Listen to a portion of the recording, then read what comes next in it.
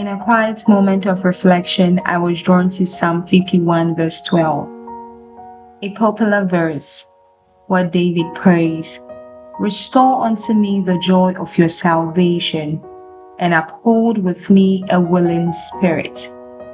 As I sat with this verse, I realized that the joy David was asking for was not emotional happiness. It was never excitement. It was not a temporary feeling. David had come to a deep awareness of his own condition. He knew he had sinned. He knew he had walked away from God. And he knew that because of that sin, he was no longer as close to God as he once was. So when David prayed for joy to be restored, he was really asking God to restore closeness, to restore willingness, to restore the inner strength that flows from God's saving grace.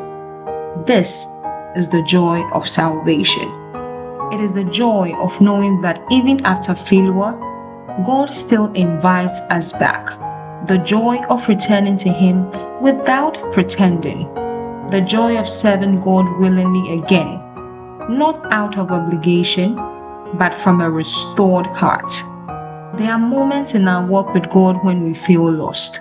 Moments when sin, guilt, or spiritual emptiness creates distance. And in those moments, we may still believe, but something within us feels weakened. David understood that salvation is not only about forgiving once. It is also about being continually restored. The joy of salvation is the gladness found in God's saving grace. It is the motivation to follow Him again, even when life is difficult. It is the freedom of knowing we are no longer slaves to fear, shame, or condemnation. When our joy is found in Christ Jesus, we are reminded of who we belong to, and that reminder strengthens us.